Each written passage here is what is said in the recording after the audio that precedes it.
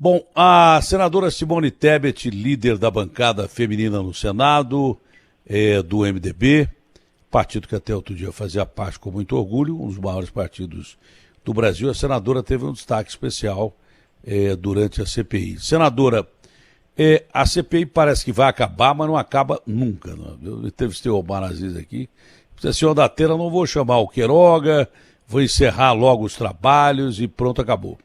E pelo jeito vai continuar mais um pouco. Mas alguns senadores, pela sua capacidade, não disposição política, como alguns usaram também com bancada política a CPI. Mas alguns senadores, dentre os quais a senhora, com um único e simples dever de apurar fatos, assim fizeram o seu trabalho e a CPI foi muito mais além do que se previa, né? Se previa mesmo um palanque para as próximas eleições, mas a CPI chegou a apurações importantes, apontou pelo menos perspectivas de crimes cometidos por autoridades fora, próximas, dentro do governo e que devem ser julgados no devido foro, mas essa CPI foi muito mais que a gente esperava e a sua participação em especial na CPI, foi uma participação acima do limite do que se esperava da maioria dos políticos que assim fez parte dessa comissão. É um prazer falar com a senhora, um ótimo dia, o meu respeito, o meu carinho e como está nesse momento a CPI.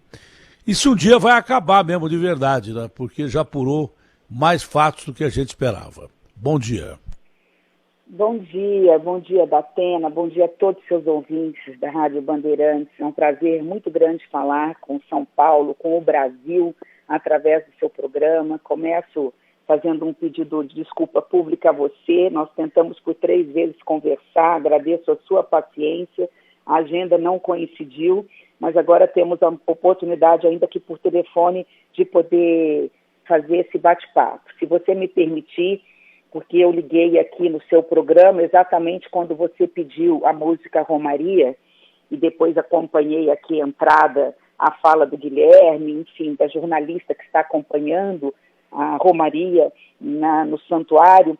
Se me permitir, eu fiquei extremamente emocionada com a música que concordo com você, é uma das mais belas canções já produzidas no Brasil e sabendo agora pela jornalista da Band, que, quem sabe, o presidente da República vai estar também no santuário, se me permitir que Deus, que Nossa Senhora possa cobrir com seu manto, iluminar não só o Brasil, o povo brasileiro que tanto está precisando, nesse momento em que a pobreza praticamente triplicou e que nós já somos mais de 13 milhões de miseráveis, pessoas que passam fome todos os dias e que dormem ao relento. Se me permitir aqui, eu também faço uma prece que, quem sabe, neste momento, Deus possa iluminar e aquecer o coração do presidente da República e possa dar a ele um mínimo de compaixão, de empatia, coisa que faltou ao presidente da República durante todo esse tempo em que nós vivemos essa pandemia.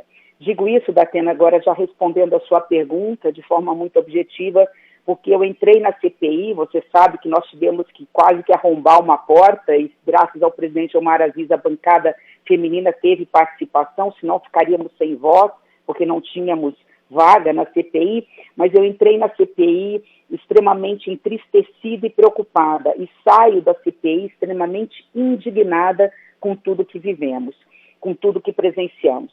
Sim, a CPI já se exauriu, concordo totalmente com você, o tempo da CPI praticamente já se findou, infelizmente o governo federal cria fatos que acabam precisando que a gente sempre protele por mais de uma semana devido às gravidades dos fatos, mas eu acho, teremos uma reunião agora do G7, eu fui convidada agora para as 11 horas da manhã, nós vamos trabalhar no virtual e talvez a gente tenha que estender 2 dias, mas do mês de outubro realmente não passa. E concordo que não tem que passar, Datena, porque você foi feliz. A CPI talvez tenha sido muito maior que todas as CPIs brasileiras juntas, ninguém acreditava nela, ela fez o seu dever de casa, mas agora é hora de entregar o bastão para o Ministério Público para que se dê continuidade, sob pena da própria CPI atrasar o que vem pela frente, o que precisa vir pela frente, que é o processo de investigação junto ao Ministério Público, julgamento e condenação de todos aqueles que, por ação ou omissão criminosa, né, levaram à morte inúmeros brasileiros, inúmeras vidas que poderiam ser poupadas. Primeiro, Nossa Senhora precisa iluminar muita gente no mundo, não é? Porque Nossa Senhora é universal, não é? Nossa Senhora, ela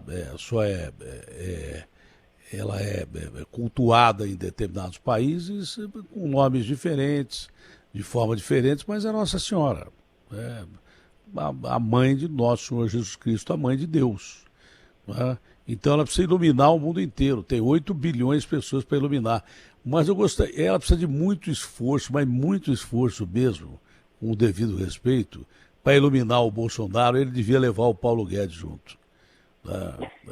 Eu não sei quem é que precisa de ser mais iluminado, se é o Bolsonaro ou se é o Paulo Guedes, mas e vai ser um trabalho difícil para Nossa Senhora, porque iluminar esses dois é uma coisa difícil hoje em dia, porque vai pensar de uma forma absolutamente pessoal, de uma forma em que se cultiva mais o ego do que se cultiva a população. Governar é dividir o poder para poder governar. Governar não governa um só, um presidente não é um cara. O presidente é uma entidade, é um plano de recuperação do país. E o ministro da Economia, que tem mais ego ainda que o presidente da República, deveria deixar o seu ego de lado e aproveitar tudo que ele aprendeu de verdade, humildemente espalhar, devolvendo para o povo o que é do povo e pelo povo. Isso ele não fez até agora. E também os senhores deputados e senadores deveriam pensar mais no povo brasileiro, ao invés de pensar nas eleições que são vindouras aí. Mas todo mundo já está mergulhado em eleições. A senhora é candidata pelo MDB a ser candidata ou candidata mesmo do MDB? O Baleia já me disse que tinha intenção de lançá-la como candidata ou a vice de alguém em composição ou a presidência da República. A senhora é candidata do MDB porque a senhora, independente de gênero, não é? A senhora teve uma participação muito grande na CPI, positiva. Não é? Esse negócio de dividir gênero por competência, primeiro que eu acho que a mulher é melhor que o homem, essa é a minha opinião, é mais sensitiva, tem mais intuição. O Einstein dizia que intuição é muito melhor que inteligência e as mulheres são mesmo melhores que a gente. Eu acho, essa é a minha opinião. Mas a senhora, por tudo isso e pela sua participação, é candidata do MDB à presidência da República, senadora? Bom, primeiro concordo integralmente em relação ao que falou sobre Paulo Guedes. Eu, numa única frase, eu diria o seguinte: o presidente Bolsonaro não sabe, e sabe que não sabe. O ministro Paulo Guedes, embora muitos acham que ele saiba, ele não sabe tudo, mas ele acredita que sabe tudo. Então essa arrogância é externada na própria impaciência, né? Num negociador desastroso para o país, falta tato, não dialoga com a classe política e vive fora de uma realidade, né? Então, se me permitir esse parênteses, porque eu concordo integralmente com a sua fala da Tênia, um ministro da Economia num país em que nós vivemos, é impossível ter um ministro com esse perfil e achar que temos condições de diminuir a desigualdade social, enfim, fazer o que é necessário para a população brasileira. Você me fez uma pergunta sobre a sucessão de 2022.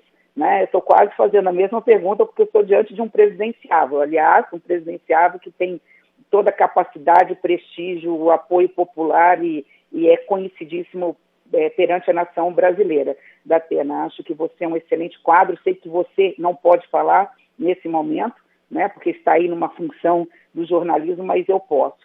Então, aqui, rendo as minhas homenagens ao seu trabalho, até porque temos, de uma certa forma, um amigo comum lá no Senado Federal, que é um defensor seu, que tem um carinho especial por você, e você sabe de quem eu estou falando. Datena, de forma objetiva, 2022, infelizmente, está aí, ou felizmente está aí, está chegando, estamos a um ano das eleições e não tem como, diante desse cenário, de um presidente da República, que a maioria da população brasileira, pelas pesquisas, é o que parece-me que indica, não quer mais vê-lo presidente da República, não tem como não estarmos diante do seguinte cenário. É preciso buscarmos alternativas, terceiras vias. Esses nomes precisam ser apresentados ao país para serem conhecidos. Lá na frente é preciso altruísmo desses nomes para que essas terceiras vias se afunilem em torno de 2 nomes no máximo, para que nós possamos tirar o presidente Bolsonaro do segundo turno. O meu intuito, como senadora, não falo pelo MDB, mas falo por mim, é estar no processo da terceira via, seja de que forma for. Pré-candidata, não pré-candidata, como candidata à reeleição ao Senado, simplesmente carregando uma bandeira, mas o meu objetivo específico é tirar o presidente Bolsonaro do segundo turno. E acho que se assim o fizermos, qualquer nome que tenha credibilidade no país, que tenha história, que tenha trabalho no país, tem condições de ganhar a eleição em 2022. Então, é essa resposta que eu tenho para você por enquanto. Por quê? Porque nós temos aí entre 15 e 20 dias para conversar, estamos conversando com alguns líderes do partido, os movimentos do partido querem uma candidatura própria, é interessante isso, diferente da candidatura do ministro Meirelles, a quem eu tenho todo respeito, ele foi uma candidatura de cúpula. Hoje, o que eu vejo dentro do MDB é o MDB jovem, o MDB mulher, o MDB diversidade, o MDB trabalhista, o MDB da base, dos municípios, o municipalista, dos militantes, dos filiados. Eles têm nos abordado, têm abordado o partido e têm pedido candidatura própria, ou pelo menos que o MDB se coloque, ou coloque um nome como pré-candidato dentro dessa terceira via. Então, neste momento, eu não sou de fugir de missão, de responsabilidade, mas obviamente que é todo um passo, você conhece bem, né, há toda uma trajetória a se firmar. Nós ainda estamos terminando de conversar com alguns líderes e no máximo, acho que em 15 dias, nós temos condições de, junto com o presidente Baleia Rossi, anunciar ou não uma possível pré-candidatura. Faz bem o MDB se anunciar a senhora como candidata do partido e pronto, acabou.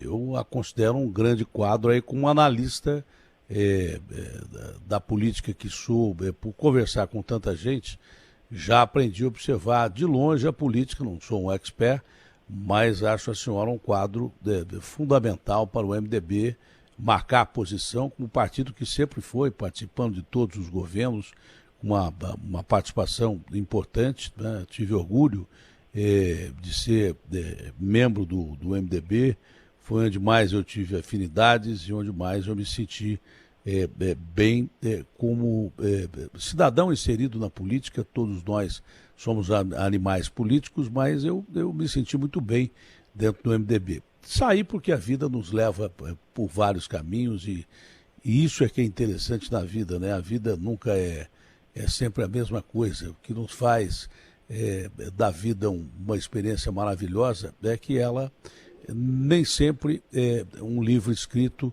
com começo, meio e fim. Você pode até começar a escrever o livro, mas não sabe como vai terminar. Mas tive muito orgulho em conviver com as pessoas do MDB.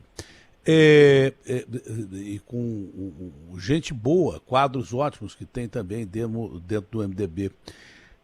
O Senado brasileiro não deve ouvir o Paulo Guedes, porque eu gosto muito do ministro Toffoli, gosto mesmo. No contato que eu tive com ele algum tempo atrás, ele me disse, eu me lembro de você quando era repórter do Luciano do Vale e tal, o ministro é mais jovem do que eu gosto mesmo do ministro e tenho respeito pela Casa de Notáveis, eu acho que há de se ter respeito pelos 3 poderes, não é? Você pode até não gostar de alguém, no caso do ministro eu gosto, mas há que se ter respeito pelos 3 poderes, é isso o princípio básico da democracia. Qualquer coisa que beire o fascismo e que se aproxime de golpe ou coisa que fira a democracia, me inclua completamente fora dessa. Eu sou um democrata em todos os termos e sou um constituinte em todos os termos, o governo do povo, pelo povo e para o povo. Mas nesse aspecto o ministro Toffoli arquivou a investigação sobre um ministro e um presidente do Banco Central que tem contas em offshore. Offshore é a empresa lá fora que o cara não paga imposto no Brasil e que ganha em dólar. E o pior ainda é quando isso atinge o ministro que mexe na economia e dolariza a economia. E não adianta ele dizer que não mexe na empresa dele desde 2018, porque ele ganha em dólar lá fora. O dólar, no momento que ele mexe na economia e sobe aqui, nós brasileiros nos ferramos porque perdemos o nosso poder de compra, a nossa moeda mais valorizada perante o dólar do que toda a moeda do mundo durante a pandemia. Entramos numa espiral inflacionária difícil de sair, não é? Tivemos um afastamento de investimento bom de parceiros externos, não só por causa do meio ambiente, mas porque o Paulo Guedes pregou calote da dívida e o mundo financeiro não aceita isso. Mas o ministro que tem uma empresa fora do Brasil, onde ele ganha em dólar, não é no mínimo imoral e talvez não seja mesmo ilegal se você analisar à luz da lei, se bem investigado. E mais, será que ele só tem essa empresa lá fora? Será que ele não tem mais? Então acho que o ministro Toffoli, com todo respeito à decisão judicial de uma corte de notáveis, eu respeito, mas eu não preciso concordar com ela. Eu acho que o Paulo Guedes tem que ser investigado. A Câmara e o Senado vão fazer isso, senadora? Ou, na sua opinião, devem fazer? Sem dúvida nenhuma que deve fazer. Eu não sou da CAI, da Comissão de Assuntos Econômicos, mas acho que, antes de mais nada, é convocar o ministro o mais rápido possível. Infelizmente, Datena, interessante, você falou duas palavras, eu até fui um pouquinho mais ácida do que você, dois adjetivos que eu dei, numa entrevista agora recente que eu dei para o El País, até muito grande, quando ele me fez exatamente essa pergunta em relação ao Paulo Guedes, até perguntando se eu achava que ele deveria ser demitido ou não. E eu disse exatamente algo que me espanta, Datena, como na política as pessoas estão aceitando, e primeiro que estão relativizando o que é anormal, o que é ilegal, o que é imoral, eu até disse isso, o que é promíscuo, porque para mim é uma relação promíscua essa, de alguém que é ministro da economia, gere e tem o poder de decidir tudo sobre a economia do país, do preço do arroz, do feijão, até o número de empregados e desempregados, a depender da decisão que ele tome, né, o aumento ou não, a desvalorização ou não do câmbio em relação ao dólar, e tem uma empresa offshore, num paraíso fiscal, deposita os seus rendimentos lá, sem gerar nenhum emprego direto nem indireto no Brasil, porque é diferente de um empresário que tem uma indústria no Brasil, gera emprego, renda, investe aqui e uma parte dos seus rendimentos resolve investir no mundo. Nós estamos falando de um ministro da Economia, que não tem uma empresa, não gera emprego, não gera renda, e resolve, ao invés de investir num Brasil de miseráveis, num Brasil que ele assumiu o compromisso, o juramento constitucional de ajudar a diminuir a desigualdade social e a pobreza, joga esse dinheiro lá e depois, isso é que é importante, né? E aí é que entra a questão do conflito de interesse, dessa relação promíscua, a meu ver, sabe que qualquer decisão dele aqui pode afetar o dólar para cima ou para baixo. E ao afetar para cima, como foi o que aconteceu, e não foi pouco, mais do que duplicou o rendimento dele no exterior, ou duplicou o rendimento dele no exterior. Se isso não é grave, vou usar suas palavras que foram as minhas, se isso não é ilegal, é na melhor das hipóteses, imoral. E por ser imoral, exigiria do presidente da República e do próprio ministro um afastamento imediato. Infelizmente, esse é o país que nós vivemos, com um governo que no discurso era uma coisa, na prática é totalmente outra. Então é lamentável, o Senado Federal, como órgão de fiscalização e controle do Executivo, tem o poder de ouvir o ministro, sim, mas infelizmente não tem o poder de demitir, né? Se o conceito de egocentrismo do Paulo Guedes fosse maior ou menor que o conceito moral dele, ele faria o que todo ministro faz em qualquer parte do mundo de um país sério, né? A pessoa pede afastamento do cargo para não desgastar o presidente da República. Mas, pelo jeito, o Paulo Guedes não vai ter essa atitude magnânima que não se espera dele, mesmo pela insensibilidade pragmática com que ele trata os números que dizem respeito à fome. E esse número de fome representa cada cidadão brasileiro, né? Cada criança, cada jovem, cada cidadão que não consegue alimentar a família. cujas lágrimas secaram do coração até os olhos, porque não tem mais o que chorar, porque não tem mais o que oferecer às suas famílias por essa política desastrosa econômica do Brasil. Claro que no meio de uma pandemia, mas ele torna ainda pior a política econômica brasileira, quando ele desagrada a turma aqui da Faria Lima, nem o mercado financeiro ele agrada mais, quando prega calotes ou coisa parecida, quando ele trava o crescimento do Brasil, proporcionando mais desemprego, mais fome e menos oportunidades. Acabo de receber um alerta do UOL agora, do Grupo Folha. Pois não, a senhora tem totalmente a palavra aqui. Não, imagina, se me permitir, porque eu acho que isso é tão sério, né? O ministro da Economia, que além de insensível, não conhece a realidade da população brasileira, né? Chegar a colocar culpa em determinadas situações adversas da economia, né, ao fato de uma doméstica querer ir à Disney. Olha a gravidade de uma fala como essa, o filho do porteiro querer estar na universidade. Não é querer, é um direito de qualquer filho, de quem quer que seja, poder ter direito a acesso a uma educação de qualidade, uma educação pública de qualidade. Então, realmente, acho que esses dois exemplos, nós não poderíamos terminar o capítulo Paulo Guedes aqui sem lembrar desses dois episódios que falam por si só. Um ministro que questiona, que de alguma forma chega a dizer, né, de uma doméstica que quer e tem o direito de querer ir para os Estados Unidos ou conhecer a Disney, ou do filho de um porteiro, de qualquer cidadão brasileiro ter acesso à educação. Questionar, criticar, fazer comentários como esse, eu acho que isso é a cara de um governo, eu confesso assim, insensível, eu diria mais, né? Um governo cruel, é um governo que não é digno da população brasileira. Não, e outras tantas frases, né? Relembrando o Oscar Wilde, ele diz que a gente tem que comer, o povo tem que comer as sobras que caem dos poderosos, da mesa que cai dos poderosos. E vai além, para dizer mais, qual o problema de aumentar a energia elétrica? Para ele, nenhum. Eu acho que isso também tinha que ser questionado. Por que um ministro está morando na Granja do Torto, que é residência oficial de presidente da República, e ele tem lugar para morar em apartamentos funcionais em Brasília? Mora ele, a mulher e a filha da Granja do Torto. Isso devia ser questionado, ele devia ser retirado de lá. Ele não paga nada, não paga absolutamente nada, então para ele tanto faz aumentar a energia elétrica. Mas vamos encerrar o assunto Paulo Guedes mesmo, porque eu acho que ele se encerra da sua própria insignificância. Mas o ministro da Economia que mata sonhos, né? O ministro da Economia que não dá sonhos a quem, num país como o nosso, tem capacidade de, por exemplo, independente da ideologia dele ou não, um torneiro mecânico e um sindicalista virar presidente da República, por que o filho do porteiro não pode estudar, por que a doméstica não pode ir para a Disney? Um ministro da República Federativa do Brasil e de um cargo tão importante da economia matar sonhos, é a mesma coisa que o Nietzsche dizia, né?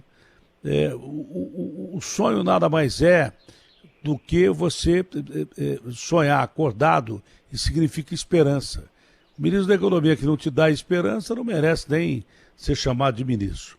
Mas vamos encerrar o Paulo Guedes por aqui, porque ele não merece tanto comentário da gente. Mas o alerta do Grupo Folha me diz agora que o presidente Jair Bolsonaro foi denunciado no Tribunal de Haia pelo desmatamento.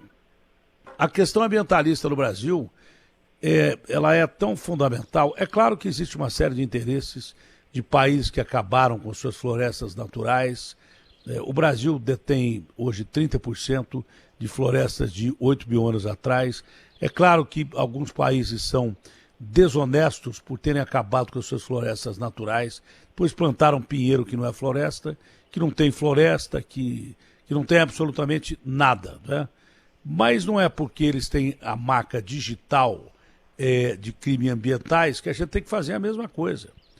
As nossas florestas têm que ser preservadas como nossas florestas para os nossos filhos e netos e que o mundo usufrua delas, porque é uma coisa natural, né? As árvores da Amazônia propiciam o ar que o mundo respira, propiciam as chuvas que fazem com que a plantação cresça no Brasil e fora do Brasil. A Amazônia é importante para o mundo.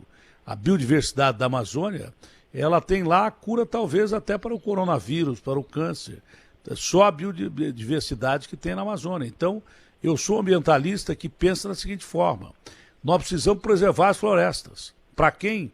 Primeiro para os nossos netos e filhos, mas para o mundo também. Só que o mundo precisa subsidiar essa proteção, porque nós não temos dinheiro para manter essa proteção. Temos que prender garimpeiros ilegais, temos que prender quem desmata a Amazônia, temos que colocar na cadeia, mas temos que ter consciência ambiental, sim. E exatamente por falta dessa consciência ambiental de uma forma mais geral e definitiva, e querer brigar com o mundo, não é? O Brasil está ficando isolado. E isolado o Brasil, exatamente num mundo globalizado e de uma economia que já está ruim, significa simplesmente tornar o Brasil uma ilha, e quem vai sofrer com isso é o povo brasileiro. Porque não tem investimento, porque não entra dinheiro de fora, o dinheiro bom, porque não tem emprego, porque não tem comida, porque não tem uma série de coisas. O Brasil não pode absolutamente se isolar. Tendo o presidente da República denunciado no Tribunal de Haia por crimes ambientais, é péssimo dos péssimos, não? Sem dúvida nenhuma, Datena. E aí é importante, você sabe que eu venho do estado, que é vizinho do estado de São Paulo aqui, que é o estado de Mato Grosso do Sul, que é o estado que depende do agronegócio. E aí é importante fazer uma diferença, uma diferenciação em relação a esse assunto, mas o mundo não faz. E ao não fazer, a Europa, né, Estados Unidos, o mundo não fazer, nós estamos dando, vamos dizer assim, a faca e o queijo para eles cortarem. A Europa, o mundo, é óbvio... É o desenvolvimento sustentável, né? Exatamente, exatamente. E a Europa e o mundo, óbvio que tem um interesse na questão ambiental, mas também tem interesse comercial. Para eles, obviamente que interessa, nós somos muito competitivos. Então, os nossos produtos, os produtos da Europa não conseguem competir com os produtos brasileiros. É óbvio que tem alguns que aproveitam esse cenário do Brasil para dizer o seguinte: vamos embargar os produtos agrícolas do Brasil porque eles não estão fazendo o dever de casa. E aí nós estamos dando a faca e o queijo na mão para eles cortarem. Né? E nós não estamos fazendo o mesmo dever de casa. Esse governo não está fazendo o dever de casa. E mistura as questões. O agronegócio, o verdadeiro agronegócio, hoje tem todo o interesse em cuidar do meio ambiente. Nós temos que fazer uma diferença entre a Amazônia Legal, que está lá no estado do Amazonas, do Pará, naquela região de Roraima, toda aquela região de Rondônia, do restante da questão ambiental. Então, quando nós temos um governo brasileiro não só insensível, mas que diminui e quer acabar com os órgãos de fiscalização e controle ambientais, como o IBAMA, por exemplo, quando estimula garimpeiros ilegais, mineradores ilegais, quando estimula a invasão de áreas públicas na Amazônia Legal, nós estamos dizendo para o mundo que nós não estamos nem aí para a questão ambiental, que é possível destruir tudo. Como nós sabemos, você foi muito feliz que a Amazônia é o pulmão do mundo, embora também nós dependamos do oxigênio através das algas que vêm dos rios, mas como a Amazônia ela está muito ligada aos efeitos climáticos mundiais, o que diz o mundo? Nós só temos um jeito de fazer vocês pararem. Nós vamos parar de comprar os produtos do Brasil. E aí o que eu tenho presenciado, talvez esse seja a grande notícia boa que a gente pode estar dando para as pessoas, é que o agroempresarial, ou seja, a indústria da carne, a indústria da celulose, a indústria da soja, não agro, pessoa física, do empresário da porteira para dentro, mas da porteira para fora, né, daquele que depende da exportação, que já está sofrendo os embargos dos seus produtos lá na Europa. Se não tiver certificado, se não tiver ISO, vou deixar de comprar de vocês porque vocês estão desmatando. O próprio agroindustrial começa, o empresarial, a pressionar o governo federal. Mas mesmo assim, ainda estamos muito longe do dever de casa. Nós temos um governo que, como todo governo fascista ou de extrema direita, né, tem a sua própria visão de mundo totalmente distorcida e acha que aquecimento global é coisa da nossa cabeça, que a Terra é plana, que que não tem problema nenhum desmatar, que isso não vai causar aumento da temperatura, que ninguém vai morrer, que não vai haver degelo nos polos Ártico e Antártico, enfim. Nós temos um governo que não acredita em nada disso que você falou, Datena, que não acredita em nada disso do que eu falei, que não acredita nem que haja desmatamento. Então, diante disso, dificulta tudo, né? Porque se você não tem um governo sequer que acredite no que está acontecendo, como poder exigir do próprio governo um planejamento, plano nacional e regional de desenvolvimento autossustentável? O assunto é grave, o assunto é sério. É óbvio que a ONG, ao fazer essa denúncia no Tribunal Penal Internacional, em Haia, está dando um recado para o mundo e está dando um recado para nós. Se nós só temos que saber ouvir, né? Que para bom entendedor, meia palavra basta. O mundo está gritando contra nós, está gritando contra a falta de política pública do governo federal no que se refere à questão do meio ambiente. E nós temos um governo que não faz ouvidos moucos, né? Está surdo, finge que não ouve. Mais uma das razões porque hoje, lamentavelmente, eu faço uma crítica sempre construtiva, fui para a oposição, lamentavelmente, porque não temos mais condições de permanecer com um governo que em absolutamente nada nos agrada, absolutamente nada acerta, e nessa questão do meio ambiente é uma delas. O erro que comete claramente o presidente Jair Bolsonaro é partir para o confronto, não é? Porque os números provam que o Brasil é o país que mais preserva no mundo inteiro. Mas mesmo preservando só esse dado das matas naturais de 8 mil anos atrás, o Brasil é responsável pela preservação de 27% dessas matas naturais da América do Sul. Se apresentasse só os dados, né, os nossos parques, tirando a Amazônia, os nossos parques estaduais, parques, áreas de preservação indígena, superam vários países da Europa juntos. Não é? Só esses dados já valia a pena. Mas, de repente, ao invés de você usar os dados, você vai na ONU, o presidente vai na ONU e começa a peitar as maiores nações do mundo, colocando na cara deles o crime que eles cometeram, né, desmatando o mundo inteiro. Então, não é o caso de você discutir nem brigar com o mundo. Se a gente tivesse aquele arsenal nuclear que tem aquele baixinho coreano, que parece que está deixando o cabelo crescer, a gente podia até pensar belicamente, eu sou contra a guerra, pensar em botar o dedo na cara dos Estados Unidos, da França, da Inglaterra, mas não é o melhor caminho. A gente tem forças armadas depauperadas por um presidente militar que também não ajudou em nada a tornar as nossas forças armadas mais poderosas do que são e precisam ser de um processo de defesa do nosso território, de um país que, além de ser o terceiro maior produtor de alimentos, tem as maiores riquezas naturais que você pode imaginar. Temos água doce, temos minério, temos a Amazônia Azul, que são as nossas 200 bilhas, temos o aquífero Guarani, outros aquíferos. A gente precisava ter forças armadas fortes para proteger o nosso país, não com o objetivo de atacar ninguém, né? Mas o presidente militar que fica falando em usar porva com os Estados Unidos, nem as forças armadas aparelhou. E o tribunal lá de discurso da ONU não é o foro ideal para você fazer uma abertura e colocar dedo na cara de ninguém. Só com os números apresentados e sem agressividade, a gente já poderia conter, no que eu concordo plenamente com a senhora, esses arroubos, por exemplo, do presidente da França, que não tem uma árvore plantada lá, é só reflorestamento de pinheiro ou coisa parecida, que acabou com a sua floresta, mas é competidor direto do Brasil, do agronegócio.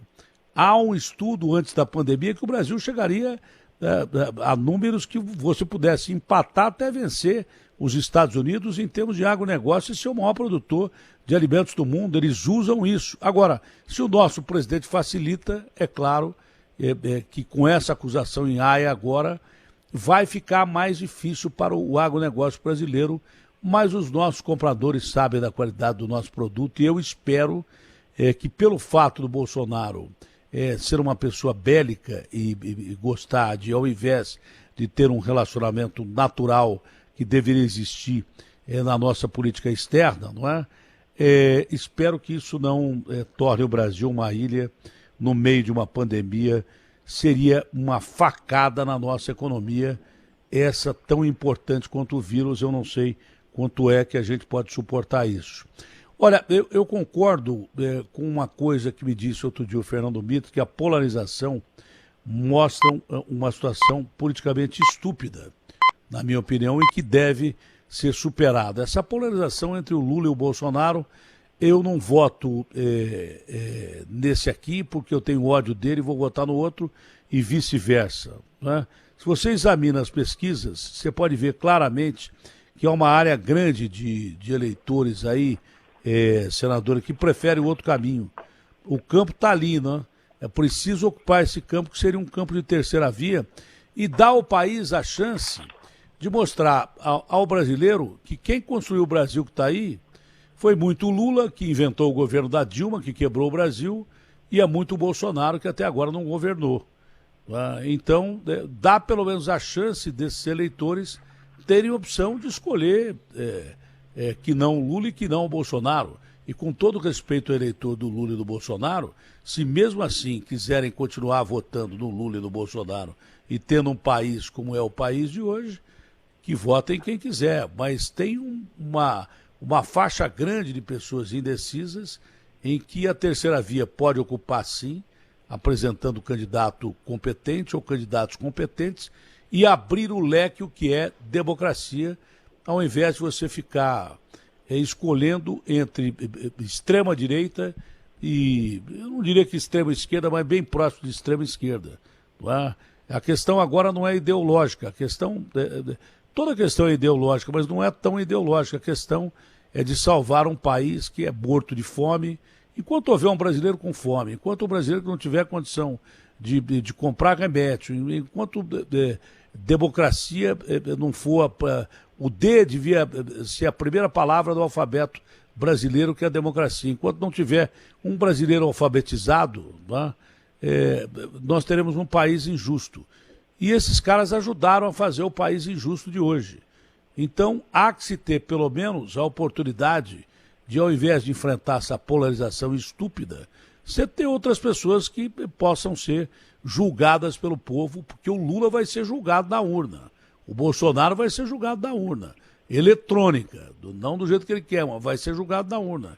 Mas o brasileiro devia ter mais opção de entrar no mercado e achar outro produto que sirva para o país, não? Eu acho que o grande momento eleitoral da Atena não será no segundo turno, exatamente será no primeiro turno. É necessário um grande pacto a favor do Brasil. O centro, seja direita, centro ou esquerda, tirando os extremos, tem que estar nesse pacto a favor do Brasil. Acho que está na hora do Brasil. O Brasil precisa salvar os brasileiros, essa que é a realidade. E o Brasil somos nós. Quem que precisa salvar os brasileiros? Somos nós, são os homens públicos, seja da classe política, seja o jornalista, o advogado, o empresário, o professor, né? Aquele que de alguma forma tem um instrumento de poder. E esse Brasil vai precisar estar unido num grande pacto a favor do Brasil. Eu concordo inteiramente com você.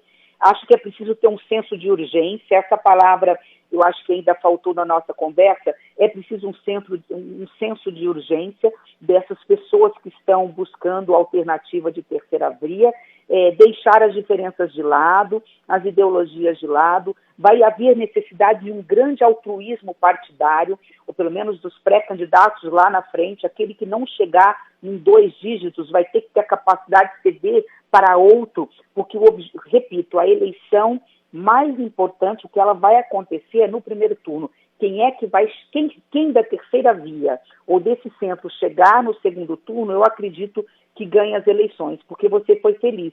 Nós estamos no momento do nem-nem, né? As pessoas não querem nem voltar ao passado e muito menos permanecer no presente. As pessoas querem olhar para o futuro. Nós começamos e talvez estamos encerrando a nossa conversa falando exatamente como a música Romaria que você colocou para tocar num momento muito feliz, né? Nós estamos falando de sonhos, de fé, de paz, né? né, nos desaventos, como diz a música, de paz para os desalentados, aquelas pessoas que nem buscam mais emprego porque já estão tão desiludidas. E isso não vai se encontrar, esse sonho, né, essa esperança, essa paz, não está no passado, no que nós vivemos no passado, e muito menos nesse presente que nós temos de um governo que, com todo respeito, porque essa pandemia sanitária desnudou, foi uma triste realidade política, infelizmente. No pior momento que o Brasil passou, no momento que os brasileiros mais precisavam de todos nós, os brasileiros encontraram um governo que não conhece o Brasil, não conhece as nossas mazelas, não conhece a nossa realidade, o tamanho da nossa desigualdade, né? Um governo míope, insensível e cruel. Então, diante disso tudo, eu acredito que nós vamos ter, agora daqui para frente, muito trabalho, vai haver muita necessidade de diálogo, de equilíbrio, mas, acima de tudo, de convergência. Como diz a música, eu tenho fé, eu tenho não só esperança e sonho, mas eu tenho fé de que isso aconteça, Datena. Me desculpe, a senhora tem compromisso? Cabe uma pergunta a mais ou não? A senhora tem um compromisso agora, não tem? Datena, estou à sua disposição. Um capítulo muito importante para a recuperação de economia e para tornar o Brasil mais justo é o capítulo das reformas. Não se esgota esse capítulo numa entrevista, é óbvio, é claro. Mas é essencial discutir, não apenas o gasto público, mas a qualidade do gasto. O governo brasileiro, os três poderes, gastam muito e gastam errado. A gente não pode demonizar também o funcionário público, aquele que trabalha muito e ganha pouco, mas sim aquele que não trabalha e ganha muito, né? Que tem aposentadorias aí fantásticas e daí por diante. O que a senhora acha de se falar toda hora em reforma fiscal, e não se falar em reforma política, mas principalmente a reforma administrativa de um governo inchado que gasta demais e gasta errado? É a mesma coisa que você botar água num balde furado, porque nunca vai encher. Aliás, a pergunta que a gente pode fazer é que reforma, né? Porque a reforma administrativa que está no Senado pode ser qualquer coisa, menos uma reforma.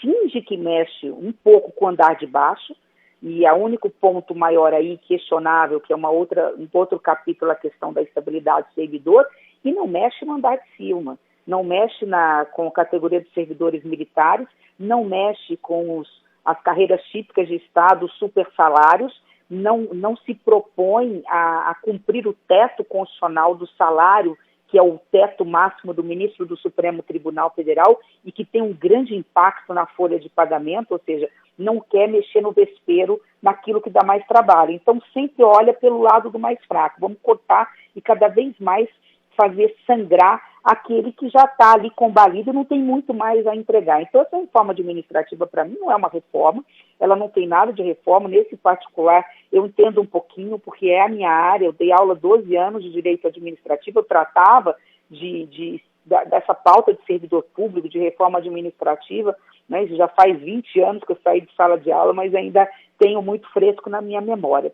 E a questão da fiscal, me permita, você está coberto de razão, Datena, e eu permiti você me chamar. Você ficou me chamando de senhora o tempo todo, né? Por favor, aqui no final, pelo menos na última vez, me chame de você, porque eu só estou... a senhora pode ser presidente da República, por respeito ao cargo. Não, a senhora pode ser presidente da República por respeito ao cargo. Mas você também poderá ser presidente da República, então me permita te chamar de você, e essa informalidade eu também gostaria de ter. Mas, assim, na questão da responsabilidade fiscal, eu sou liberal na economia, eu sou mais progressista na pauta de costumes, mas sou liberal na economia. Mas tenho para mim que o que temos hoje no governo não tem nada de liberal, né? Não tem nada. Tem ali focos, nichos muito específicos para atender determinados interesses e lobbies muitas vezes legítimos. A responsabilidade fiscal ela é necessária e fundamental para garantir justiça social. Elas caminham juntas, mas nós não podemos esquecer, e os governos sempre se esquecem, que a justiça social é o fim.